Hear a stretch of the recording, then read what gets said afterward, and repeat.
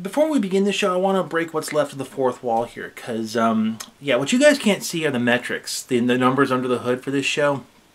Yeah. The last episode I did about ritual and superstition, I lost a lot of subscribers. A lot of people unsubscribed directly from that video. Yeah.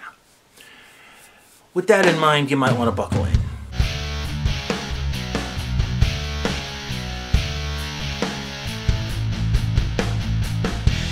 Yeah, you read that correctly. I don't like so-called horror games. I like Halloween. I mean, it's my favorite time of year. But the horror genre? Yeah, I wouldn't miss that if it fell off the face of the earth. Let me say this before I go on here, because I know how the internet works. This is just my opinion, nothing more. I'm not speaking for anyone else, let alone you, so don't take this as anything more than just that. I say this because I know my comments are going to be filled with yeah buts and special little snowflakes. So yeah, you could say I've got a little bit of a chip on my shoulder this episode, because horror games annoy me because they're just so bad. Yeah, we're going to leave that pause there so all the fanboys can just start flaming. So how can I say that they're bad? Well, let's start with how they're designed, how they play out. Horror games are not anything new. I mean, hell, the horror genre is as old as any form of media out there. Let's take The Haunted Castle. That was a horror film in 1896. Mary Shelley published Frankenstein in 1818, and well before printed media, we had legends and tales that were just passed along for generations. There's something to the horror and fear experience that I'm not going to deny. With that said, what gets me is how badly it's being done lately. And I say this because most games rely on jump scares. Before we continue, I do want to tell you guys, there's not going to be any jump scares in this video. I'm not going to have any screamers or anything like that, because that's just cheap. See, if I were really being an ass, I'd put one right there, just...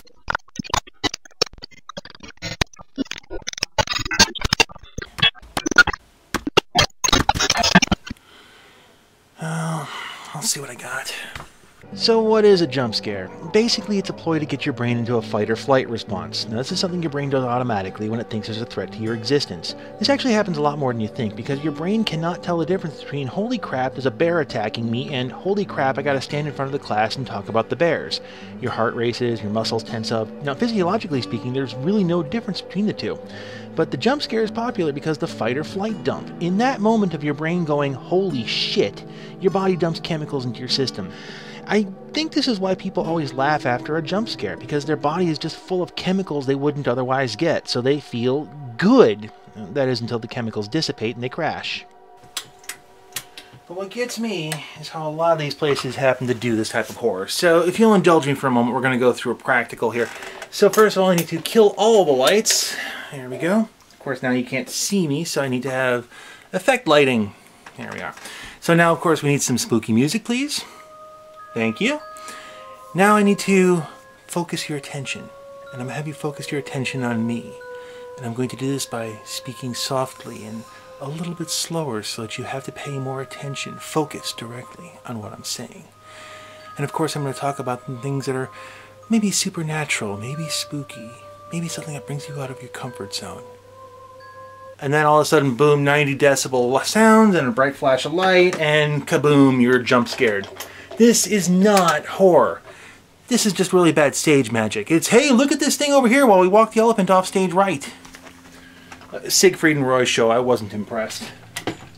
The jump scare has huge problems, however, and one of them is it loses its effectiveness. Go ahead and watch any YouTube Let's Play or Screamer play a jump scare game, and you're going to start to see a pattern. In the beginning, they're almost falling out of their chair, screaming in fear with every jump scare. But by the end of the Let's Play, the jump scare is an inconvenience. Yeah, get out of my face. I gotta go do this thing. It has another effect, too. You see, it's called fight or flight for a reason, because when you jump scare or you startle some people, they're swinging for the fences. Incidentally, this is one of the reasons I don't go to haunted houses anymore. The guy jumped into my personal space about 3 feet away, wielding a weapon and about to swing it. What do you expect was going to happen? Besides, the cops sided with me, so, you know, fuck that guy. Now combine that with the modern fascination of torture porn and basically... Oh, torture porn. Right. Okay, so the Saw series of movies? Human Centipede? Serbian film? Torture porn. It's not enough to just watch somebody die. Now you have to watch them suffer physically or psychologically. In video games, it takes a slightly different approach, something I like to call the buckets of blood syndrome. You know, you don't just kill an enemy, you watch their guts fly, and you literally cover your character like a coat of paint in the entrails of your enemy, and you watch them slowly die. You drag the... Okay, Shadows of the Damned did it tongue-in-cheek. sometimes literally. But games like Bloodborne, they do this with a straight face. Oh look, a blood fountain. It kind of reminds me of when you get a couple kids in the playground and they're starting to tell stories to each other, try to gross each other out to see who's going to get sick first. Yeah, you're trying too hard. So it's like a bad Adam Sandler film. So basically an Adam Sandler. Oh, come the fuck on. See it this way. Fear is when you think you're about to lose control. Terror is when you've lost control. And horror is when you realize you're not getting control back. You want to know what the best horror experience I've ever had? It was at Disney World. No, I'm not kidding. I know I'm stepping on toes here, but until some jerk reviews this, I don't feel bad at all. Disney had a horror attraction for a while called Alien Encounter, and it was something amazing. I would warn for spoilers, but it's gone now, so to hell with it. The story is that an alien is teleported in with the audience, and it escapes, and then it goes after the audience, and this being Disney, they go flat out. So after the alien escapes and kills a park worker, yeah, death at a Disney attraction. So it kills one of the workers and then it goes on a rampage and the seat physically locks you down. And you can hear just behind your head this low guttural growling. And then on the back of your neck you feel like warm, hot air. It feels like breath right on the back of your neck. And I remember sitting in the audience, people were screaming all around me. So obviously everybody's having the same experience. And I just remember thinking, ooh, that hit something primal. And that's one of the reasons that it worked. Alien Encounter worked on so many levels, and the first one was in Disney World. Disney World. Something that's out of place makes for a good horror starting point. And what's the only other supernatural themed thing that Disney has? This, and it's handled with humor. Alien Encounter wasn't. The Alien Encounter experience had depth. It wasn't as much trying to scare you as much as it was an exploration into horror. They didn't go for the cheap jump scare either. They actually kind of built it up. But mostly they understood horror. But this is Disney. They can manipulate emotions like nobody's business. Now in something like Alien Encounter, they controlled all the sensors. Are you fucking kidding me? For fuck's sake. Ah, damn it. Okay, there it is. Please work. It's working. Alright, flashlight. Let's hope the fuse didn't pop again.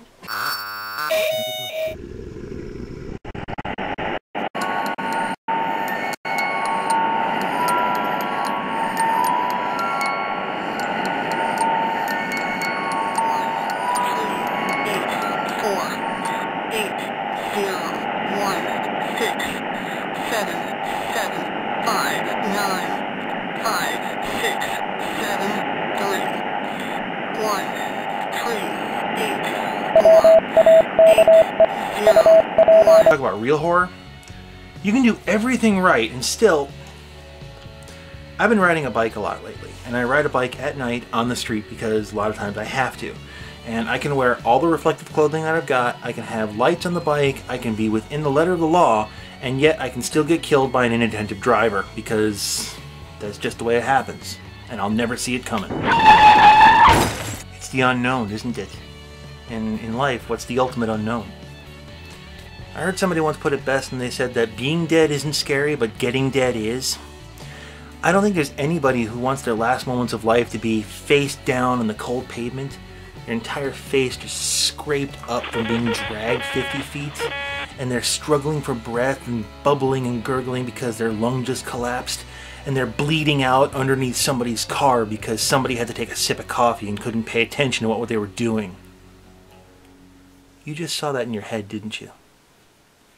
Let's talk about that. The theater of the mind is a much more powerful tool of horror than any jump scare will ever be. Let's say that the classic Silent Hill game could have been made without the fog effect. Would that game have been better if you could see all the way down the street and see things coming for miles? I'm gonna say no. Letting the players fill in the gaps made Silent Hill a classic horror game, but playing in the theater of the mind takes time. Time that most games aren't willing to take anymore, because it takes time to mess with someone's head rather than settle for the jump scare. Because if you can play with somebody else's imagination, that can be the ultimate horror. Like, how about that voice in your head? The one that always has the running monologue of your life going 24/7, 365? Yeah, the one that knows all of your fears, all of your failures, even the ones that you won't admit to other people. It's the last thing you hear when you go to sleep, and it's the first thing that you hear when you wake up in the morning, and somewhere in between it just haunts you and taunts you, and it gnaws the back of your brain, and you can't silence it for very long. I mean, you can temporarily mute it, but it always comes back a little bit louder, a little bit stronger. It's the worst troll ever. Giving the keys to that to somebody else, that is the ultimate horror.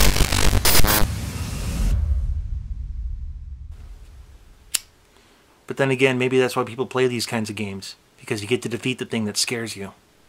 If anything, video games are the antithesis of a horror experience. You are in control. You know what's going on, you make character decisions, and you do what it takes to win the game, and ultimately you know you can beat the game.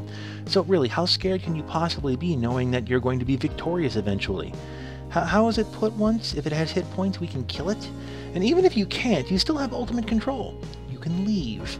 No, seriously, in movies, people leave the theater. Go watch some of the old news coverage. A lot of people just walked out because they couldn't take it. You can always turn off a console and quit a game. Or if it's just too much, you just watch a Let's Player play the game for you, and when you do actually play, you know what's going to be around the corners, you know what to expect. You know, come to think of it, this is probably a reason why modern games rely so heavily on the jump scare. At least you don't know exactly when those are coming. So let me just close this out with an opinion here. I look at modern horror games as sort of being like a vacation into fear. Okay, look at all of the good horror stories. What do they have in common? The bad guy, the big nasty thing. It's a proxy for something that scares us. It's a straw man. And basically they hand you the biggest weapon that you can carry and they say, have fun, go kill it. And it feels fake to me. So I mean, if you enjoy horror games, all power to you, that's fine. But to me, I just don't like a overly fake experience like that. I have my reasons.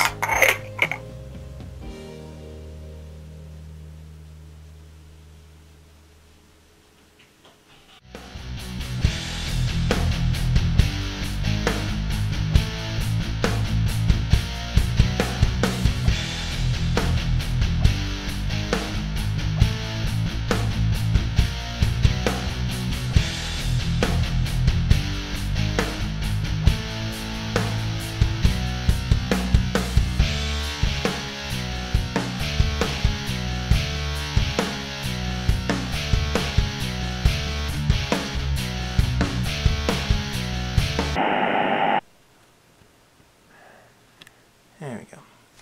Hello and welcome to Filming at 0 Hour. I'm Tyger and I will be your host. Yeah. I wanted to put this up as an addendum, not as an explanation because I respect you people too much, but yeah, I also wanted to see who are the real fans of the show, people who are going to hang out and watch after the credits, especially after that episode. I kind of want to make a point in the video, but it just didn't fit. It didn't flow right into the video, and that is that every year Halloween seems to be getting more and more sterilized. So what do I mean by that? Well, I can best explain that. Several years ago we did a haunted lawn, and we went all out. We had stuff on the lawn, we had stuff on the house, in the garage, in the trees.